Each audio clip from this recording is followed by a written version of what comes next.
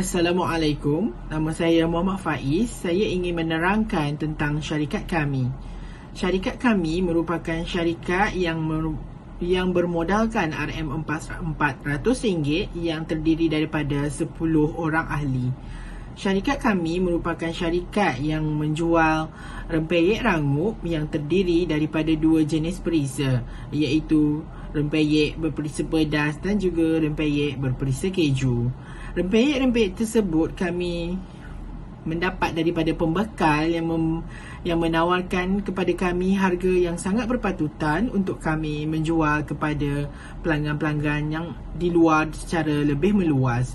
Kaedah yang kami gunakan dalam syarikat kami untuk menjual produk kami kepada pelanggan ialah dengan cara melalui platform media sosial. Media sosial yang kami gunakan ialah seperti Facebook, WhatsApp dan Instagram. Perancangan pemasaran elemen penting yang perlu ada untuk memulakan sesuatu perniagaan bagi mencapai objektif kepada kualiti produk yang ingin dikeluarkan. Pertama sekali adalah sasaran pemilihan pasaran, iaitu sasaran utama kepada semua lapisan masyarakat tidak kira peringkat umur. Mengikut perkembangan industri ekomakanan pada masa kini adalah pelanggan mampu milik untuk membeli produk tersebut. Yang kedua pula ialah saiz pasaran dan trend. Melalui dari segi ini dapat meningkatkan jumlah jualan atau pelanggan perniagaan dalam tempoh 1 tahun. Pengiraan pasaran dari segi jumlah pelanggan juga terdiri daripada kanak-kanak maupun dewasa. Dan yang ketiga, kami membuat pemasaran dari segi promosi, sama ada kaedah jualan langsung ataupun secara tidak langsung. Strategi ini melibatkan hubungan antara penjual dan masyarakat melalui platform media sosial seperti Facebook, Instagram, WhatsApp dan sebagainya. Bukan itu sahaja, membuka pameran jualan kepada orang ramai juga salah satu strategi yang ingin dilakukan oleh kami. Daripada segi pemasaran kami pula adalah kami melakukan dengan pelbagai kaedah, iaitu pemasaran interaksi kompleks orang ramai terhadap produk dipasarkan. Eksekutif pemasaran juga kami lakukan dalam belanjawan dasar atau program untuk mencapai objektif. Seterusnya adalah strategi harga. Kami menawarkan harga yang sangat berpatutan, iaitu RM20 sahaja bagi satu balang. Terdapat dua jenis perisa yang berbeza, iaitu berperisa pedas dan berperisa keju. Maka dan akhir sekali, kami melakukan strategi produk, iaitu contohnya pembahagian produk melalui media sosial juga. Dan kami juga meletakkan label gempuk, iaitu berbeza daripada syarikat-syarikat yang lain. So, syarikat kami juga menjaga kualiti produk kami dengan melakukan pembungkusan yang selamat, terutamanya dari segi penghantaran melalui pos. Terdapat dua bentuk sel yang ada di dalam perniagaan, iaitu soft sell dan hard sell. Okey, saya ingin membentangkan mengenai soft sell terlebih dahulu.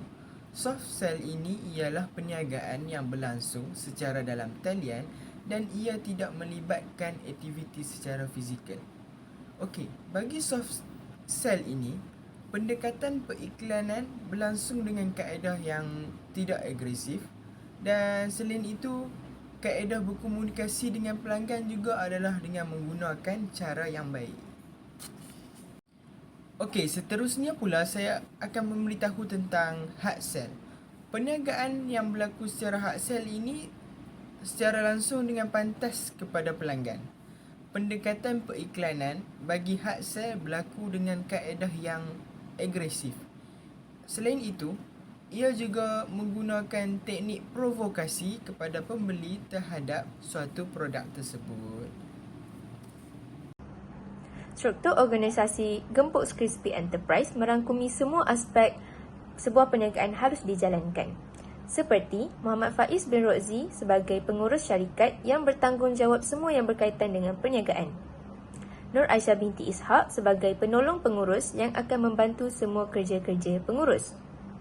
Seterusnya, Rahimah binti Harmaini sebagai pengurus kewangan yang akan mengawal dan mengurus semua pembiayaan dan perbelanjaan perniagaan. Nur Alisa Amni binti Muhammad Sarfi'i sebagai pengurus operasi yang akan berurus dengan pihak luar. Nur Hazwani Syamimi binti Zulkifli sebagai pengurus khidmat pelanggan. Beliau bertanggungjawab berkhidmat secara terus dan berinteraksi dengan pelanggan. Muhammad Afiq bin Saedon sebagai pengurus pemasaran. Nur Azwan Nadiha binti Muhammad Fazli dan Nur Ain Natasha sebagai pengurus pemasaran dalam talian. Mereka bertanggungjawab dalam hal pemasaran untuk menarik minat pelanggan. Seterusnya, Muhammad Azri Shah sebagai pengurus pengiklanan yang akan membantu bahagian pemasaran dalam mempromosikan produk perniagaan. Akhir sekali, Nur Alia Akila binti Mahmud sebagai pengurus bekalan yang akan menguruskan produk dan stok perniagaan. Carta aliran operasi ini memulakan proses daripada pengumpulan modal daripada ahli kumpulan untuk memulakan perniagaan ini. Setiap daripada ahli kumpulan perlu membayar kepada Encik Afifi, iaitu enjin repayek sebanyak RM40 sebagai modal. Kemudian, Encik Afifi akan melakukan proses bayaran kepada pengasas produk, iaitu AFF Marketing mengikut kuantiti yang diperlukan. Seterusnya, proses pengiklanan akan dimulakan dengan mengiklankan produk gempuk crispy kepada khalayak ramai melalui pelbagai medium seperti Facebook, Instagram, WhatsApp dan lain-lain. Setelah diiklankan, pihak kami mula mengumpul tempahan sebanyak mungkin daripada para pembeli. Kemudian, bahagian kewangan akan mula mengumpul bayaran daripada pembeli mengikut jumlah tempahan yang dibuat. Akhir sekali, syarikat akan mula menghantar produk kepada pembeli melalui pelbagai syarikat penghantaran, termasuk cash on delivery COD. Perbelanjaan operasi. Di bahagian perbelanjaan operasi ini, kita akan membincangkan tentang kuantiti dan juga kos bagi setiap produk yang dikeluarkan, iaitu rempeyek berperisa pedas dan juga rempeyek berperisa keju.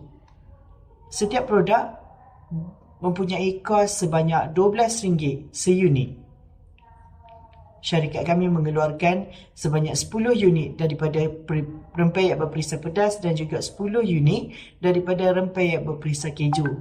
Ini menunjukkan bahawa setiap produk kami perlu mengeluarkan kos sebanyak RM120 dan jumlah kos pada setiap bulan adalah RM240. Dan harga kuantiti produk sebulan meningkat sebanyak 5 setiap bulan, iaitu pada bulan Oktober, November dan juga Disember. Selain itu, perbelanjaan operasi. Di bahagian ini juga kita akan membincangkan tentang kos ataupun perbelanjaan pendaftaran perniagaan, iaitu perbelanjaan pendaftaran perniagaan ini adalah bayaran lesen perniagaan sebanyak RM50. Kami telah menetapkan setiap 10 orang ahli membelanjakan sebanyak RM5 seorang dengan tujuan membayar lesen perniagaan untuk pendaftaran perniagaan. Perbelanjaan ini adalah perbelanjaan hanya sekali. Di bahagian perbelanjaan operasi juga, kita membincangkan juga tentang syarikat kami menghantar produk kepada pelanggan menggunakan JNT Express atau juga dengan cara cash on delivery COD. Perbelanjaan bagi penghantaran adalah sebanyak RM20. Perbelanjaan pembungkusan iaitu RM10 dan juga lain-lain perbelanjaan RM6. Jumlah bagi setiap perbelanjaan sebulan adalah RM36. Perbelanjaan ini adalah perbelanjaan sebulan. Seterusnya adalah bahagian penyata untung rugi. Bahagian penyata untung rugi ini adalah penyata untung rugi syarikat. Syarikat kami menyediakan jadual bagi penyata untung rugi bulan Oktober, November dan juga Disember bagi tahun 2022. Kita lihat kepada jualan terlebih dahulu. Jualan pada bulan Oktober RM400, November RM600, Disember RM800 dan jumlah jualan daripada setiap bulan adalah RM1,800. Kos barang jualan pula adalah sebanyak RM240, RM360, RM480 pada bulan seterusnya dan juga jumlah daripada ketiga-tiga bulan adalah RM1,080. Untung kasar syarikat kami daripada dua pandangan ini adalah RM160 bagi bulan Oktober, November sebanyak RM240 dan juga bulan seterusnya adalah RM320 Jumlah kasar untung kami adalah RM720. Ini menunjukkan bahawa peningkatan jualan sebanyak 200 daripada setiap bulan, daripada bulan pertama sehingga ke bulan yang ketiga. Perbelanjaan syarikat kami pula setiap bulan akan mengeluarkan adalah sebanyak RM18 pada bulan Oktober, RM28 pada bulan November dan RM36 pada bulan Disember. Ini merangkumi perbelanjaan penghantaran, pembelanjaan pembungkusan dan juga lain-lain perbelanjaan. Ini menunjukkan bahawa untung bersih syarikat kami adalah RM142 pada bulan Oktober, RM212 pada bulan November dan RM284 pada bulan Disember. Jumlah daripada ketiga-tiga bulan ini, syarikat kami berjaya mendapatkan untung bersih sebanyak RM638. Canvas model perniagaan. Yang pertama memerlukan key partner iaitu adanya pembekal dan juga rakan kongsi. Yang kedua ialah key activities iaitu adanya proses pembungkusan, proses pemilihan preset produk dan juga proses pembikinan stiker. Seterusnya ialah key resources iaitu adanya tenaga kerja, resepi, produk, bahan mentah yang berkualiti. Yang keempat ialah value proposition iaitu rangup preset baharu, saiz sesuai untuk kudapan harga yang berpatutan.